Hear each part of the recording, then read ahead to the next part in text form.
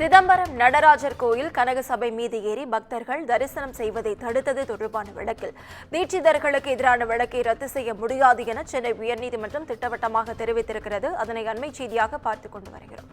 இதுகுறித்த முழு விவரங்களை வழங்க தலைமைச் செய்தியாளர் சிவா நம்மோடு இணைப்பு காத்திருக்கிறார். சிவா, வணக்கம். விவரங்கள். சிதம்பரம் நடராஜர் கோயில் கனகசபை மீது ஏறி பக்தர்கள் தரிசனம் செய்வதை தடுத்தது தொடர்பாக தீட்சிதர்களுக்கு எதிரான வழக்கை ரத்து செய்ய முடியாது என சென்னை உயர்நீதிமன்றம் மறுத்துவிட்டது. சிதம்பரம் நடராஜர் கோயிலில் கடந்த 2023ஆம் ஆண்டு ஜூன் மாதம் ஆருத்ரா தரிசனத்தை முன்னிட்டு பக்தர்கள் கனகசபை மீது ஏறி தரிசனம் செய்ய அனுமதி வழங்கி அரசு ஒரு அனுமதியை வழங்கியிருந்தது. இந்த அரசு உத்தரவை மீறி கனகசபை மீது பக்தர்களை ஏற விடாமல் தீட்சிதர்கள் தடுத்ததாக குற்றச்சாட்டு எழுந்த நிலையில கனகசபை மீது ஏறி பக்தர்கள் தரிசனம் செய்வதை தடுப்பதாக கூறி தீட்சிதர்கள் மீது போலீசில் புகார் அளிக்கப்பட்டது. அரசு உத்தரவை மீறிய கோயில் தீட்சிதர்கள் மீது உரிய நடவடிக்கை எடுக்க கோரி சிதம்பரம் தில்லையம்மன் கோயில் செயல் அலுவலர் சரண்யா சிதம்பரம் நகர போலீசில் புகார் அளித்திருந்தார்.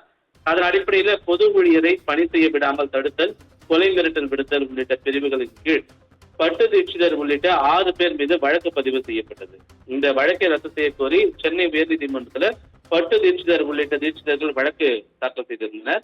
இந்த வழக்கின் விசாரணை நீதிபதி GK இளந்திரையன் முன்பு நடைபெற்றது. அப்போது காவல்துறை சார்பில் ஆஜரான அரசு குற்றவியல் வழக்கறிஞர் கோபி வழக்கின் விசாரணை நிலுவையில் உள்ளதாகவும் வழக்கை ரத்து செய்யக்கூடாது என எதிர்ப்பு தெரிவித்திருந்தார்.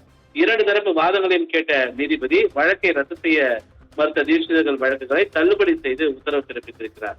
இதே போல கனகசபை மீது ஏறி நின்று தரிசனம் செய்ய முயன்ற ஜெயசீலா என்ற பெண் பக்தரை சாதி பெயரை சொல்லி திட்டியதாக தீட்சிதர்கள் மீது வன்கொடுமை வழக்கும் பதிவு செய்யப்பட்டது. தீட்சிதர்கள் கௌரி சங்கர் உள்ளிட்ட 8 பேர் மீது தொடரப்பட்ட இந்த வழக்கின் விசாரணை கடலூர் அமர்வு நீதிமன்றத்தில் நிறைவேற்றக்கூடிய நிலையில இந்த வழக்கை ரத்து செய்ய கோரி தீட்சிதர்கள் கௌரி சங்கர் உள்ளிட்ட 8 பேரும் சென்னை உயர்நீதிமன்றத்தில் வழக்கை தொடர்ந்திருந்தனர். இந்த வழக்கையும் நீதிபதி ரத்து செய்ய முடியாது என மறுத்து இந்த வழக்கை தள்ளுபடி செய்திருக்கின்றார். நவீனா, விவரங்களுக்கு நன்றி சிவா.